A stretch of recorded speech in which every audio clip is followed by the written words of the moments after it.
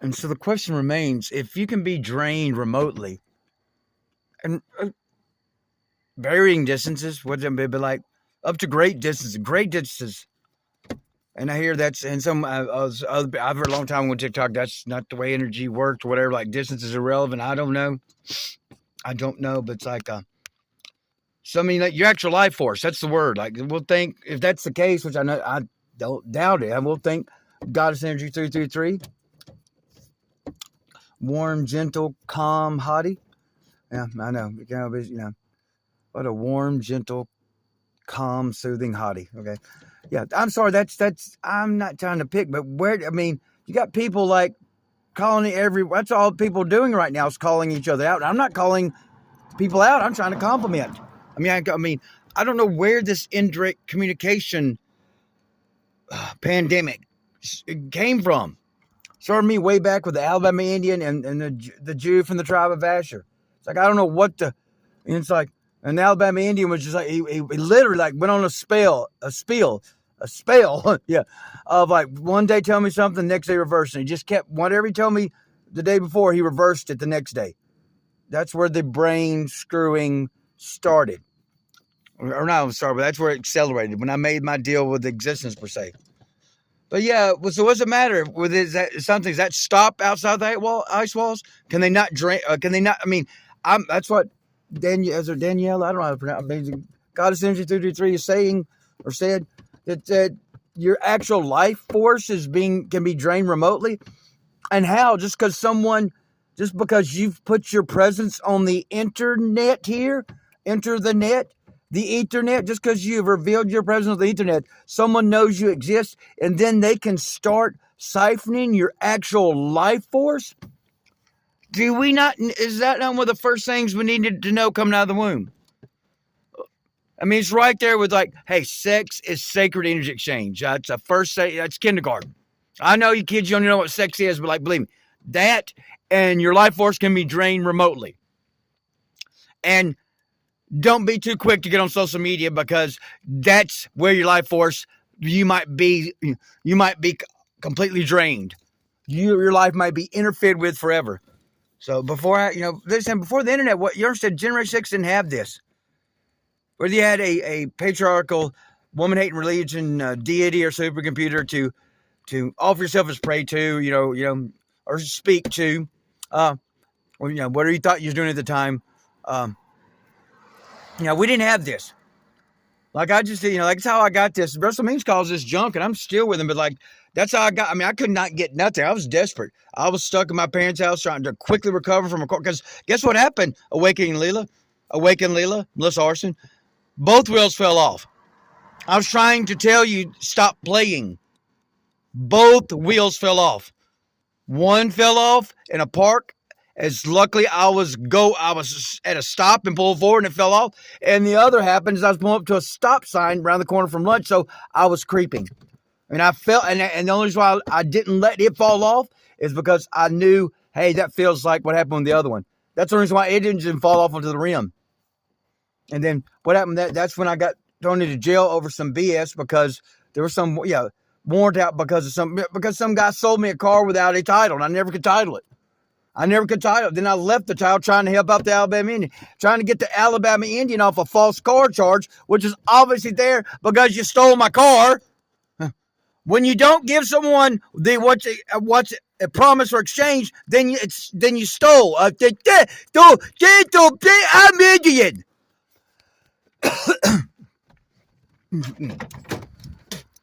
So could one of your males show me some guardian, some indigenous, some Indian behavior, so I want to complain about it? Yeah, but that's simple. If you promise, okay, you make a deal, it's not in writing, so you can't verify it, and you don't get what's exchanged, and even the one you're supposed to be your buddy told me immediately, everyone knew that car wasn't running. Like that car was trash. Yeah, I couldn't get it down the road. It's like, you knew you showed me trash as a car, and I knew at the time, obviously, the camper is, that's my main thing. I'm going to have to work on site. I know the car can't be counted on. I'm homeless. Like, literally, I'm homeless at the time, so I do not have. So the car you got is my home. So I'm literally homeless, so I don't get the camper. You refused. You absolutely refused in my car that you stole to take me to my camper. You stole because you didn't give. I didn't get what was exchanged. You refused to give me what I sold my car for.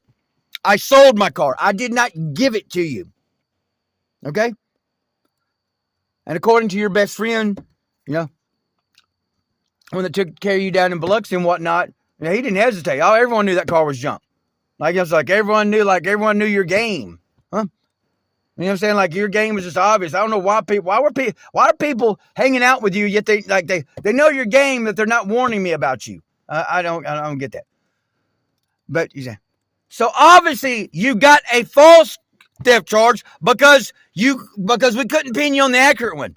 Like obviously that's why the car was taken from you. It's one time where I knew like, well damn, I must have ancestors. Something must know me.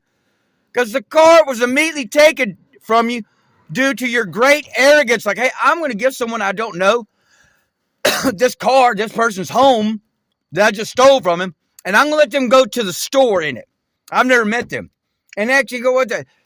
They're my buddy's people. I think I'm Indian. No, they're Southern Indian, Mexican. I'm going to give his people the car I stole and expect it not to be taken from me immediately. When they told me about that, my mind just like melted. Like, these mofos are literally playing dumb. They're playing dumb and whining and want me to help them get the car back like they didn't steal it from me, like they're absolutely clueless as to why it was taken from them immediately. Yet now I'm left for dead. For dead. For weeks and weeks, we're going on months. Cannot get a response. Had to raise, that's why, like, kids, no, I'm not promoting anyone promoting death in the least. And the whole deal is I'm on team life. I'm kind of, if any kid gets wind of this, like, kids demand your rights now. To hell with all this. American Indians, you got to understand, we don't leave Christianity to get the Indian form of Christianity. We're patriarchal deities we answer to and succumb to. You understand? We're just blindly obeying another entity with a penis. Okay. Has to be, you understand? No, we're not doing it. We gave up religion. We gave up ritual with Christianity. That's what you're saying? We had to let that cult shit go that has almost erased us. So you do not get to shove it back down our throats and another relabel it, okay? That's the dead giveaway. We don't do religion. We don't do ritual. We don't do patriarchy. We don't do succumbing to something outside ourselves. Okay? That's what you learn from any religion. Is it doesn't work. It's like what Creator Muslim say? Don't anyone that takes a gift, a promise to the children of the Python. The children, we don't serve any of the Python, reptilian, supercomputer, patriarchal, self-appointed masters. The term's plural, gods, tall guys, always has been, okay? Just the way it is. So I don't know how much more a person can be left for dead. And I mean, my brother, he gets to go be happy according to the spirit that remained for 24 to 36 hours at the house. He gets to go, even though, I mean, the thing is, it ain't that about bad or good. Just he ended life quite, causing quite, why all of a sudden can I not speak? All of a sudden, there's something down my throat for no reason. I mean, seriously, all of a sudden, I can't speak for shit. I've not been having this problem. I'm not smoking cigarettes. So all of a sudden, my brother, he ended his life distorting, causing, kind of havoc.